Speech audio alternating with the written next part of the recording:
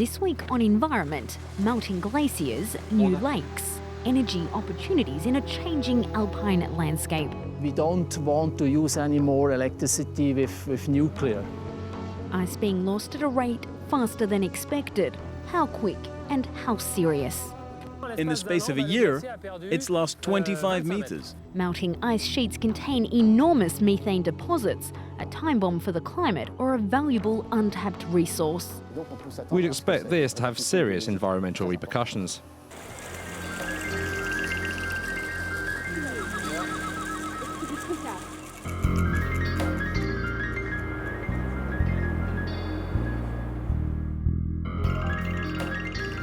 I'm walking along one of the longest and highest footbridges in Europe, certainly here in the Swiss Alps.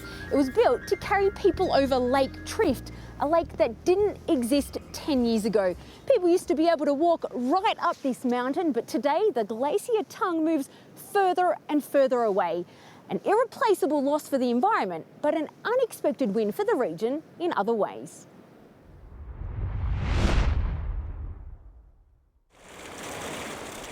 At 3,500 metres high, tourists have long made the 2-hour trek to see the Trift Glacier in the Swiss Alps. But since a suspended bridge was built in 2004 to make up for the missing ice, the number of visitors has surged. It's the second time we've come here. We came last year and found it so beautiful.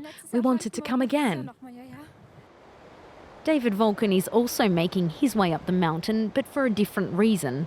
The scientist has been studying the rapid loss of ice in Switzerland's alpine region. The Trift has been a particular focus. It used to extend an extra 3 kilometres down the mountain, but it's melting, and in the last decade has formed a lake at its base. What we can see here is the glacier and the lake. The glacier has retreated 800 meters in the last decade. The steep part of the glacier tongue has separated from the rest, which means that it will lose between 300 and 400 meters next year. While the lake has provided an extra attraction for the tourists, it's also put them more at risk. It's dangerous if the glacier breaks away at this point here. The melted ice then slides into the lake, which causes a flow of water like a tide, which then falls onto the tourists and the hikers below. The town of Gadman is the nearest pit stop on the road to the Trift Glacier. Its residents can see the irony in their situation. The melting glacier is an environmental loss for the region, but the lake and subsequent bridge has brought new economic growth.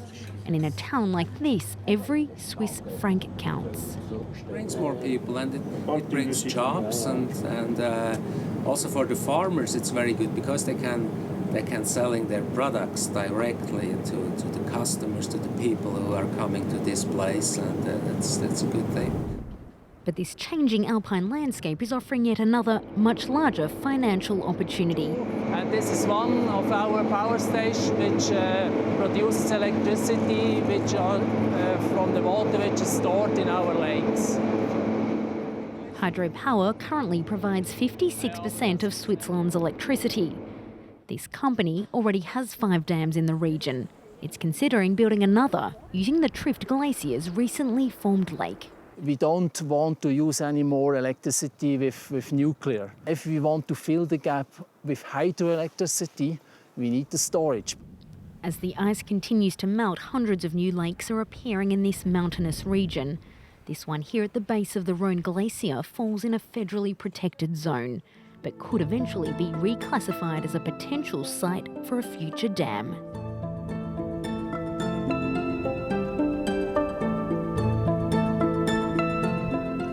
The Alps may have lost 1/3 of their ice, but another of Europe's mountain ranges is melting at an even more spectacular rate. Scientists are already imagining the Pyrenees without any glaciers at all. Sounds dramatic, but could be a reality by the year 2050.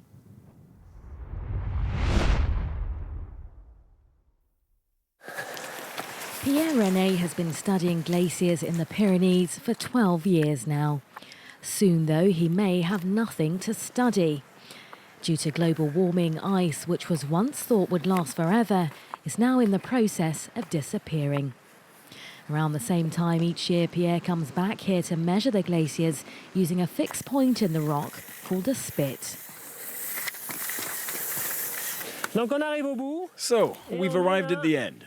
We're at 104.5 meters. Last year on the 14th of September, so around a year ago, the glacier was at 18 meters from the spit. In the space of a year, it's lost 25 meters. Summer has taken its toll.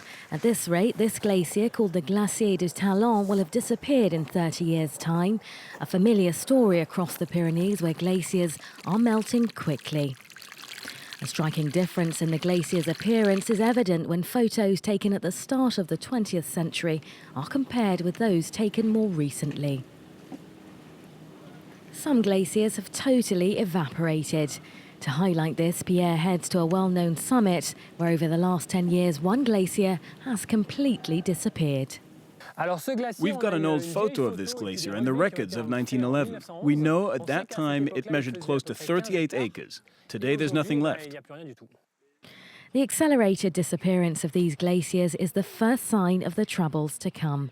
In the Pyrenees, climate change is more rapid than in the rest of France. Animals and vegetation here will have to adapt to the change, and during the summer months without glaciers, river levels will decrease.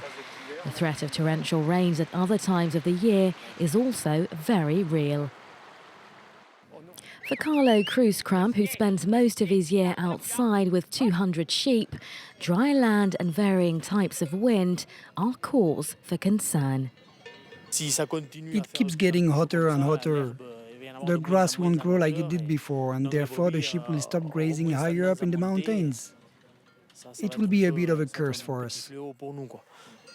The Pyrenees are turning a new page, one in which 20,000-year-old glaciers could all but disappear.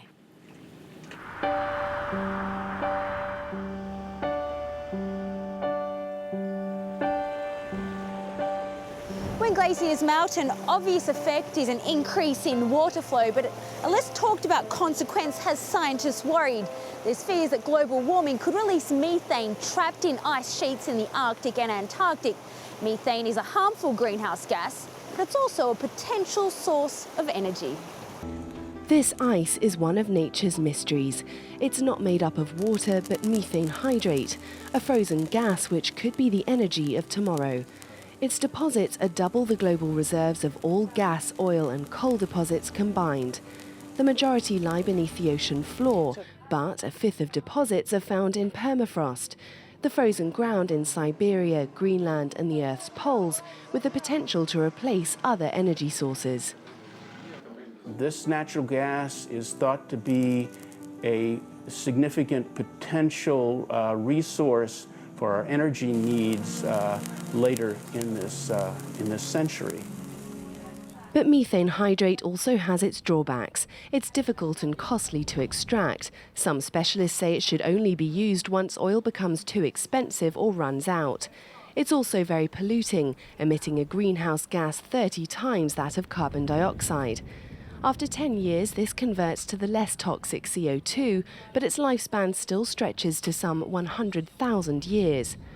A rise in the Earth's temperature by just a few degrees would release the gas from the permafrost into the atmosphere, with serious consequences. We'd undoubtedly see an increase in temperature of around 5 degrees, maybe even more. And that would be a far more rapid increase than the one we're currently witnessing. We'd expect this to have serious environmental repercussions. The gas could also be the key to unlocking another mystery. When the methane hydrate stored in the ocean floor is released from the ice into the water, it reduces buoyancy. Scientists believe it could be behind the disappearance of ships in the Bermuda Triangle. The only way to slow the rapid rate of glacial melting is, of course, to slow global warming. But as this graphic produced by NASA shows, temperatures are on a one-way trajectory. Blue shows temperatures that are lower than the baseline average, red shows those that are above average. And 2012 is on track to be just as out of the ordinary. That brings us to the end of this week's show. Thanks for joining us here in Switzerland. We'll see you again back in France next time.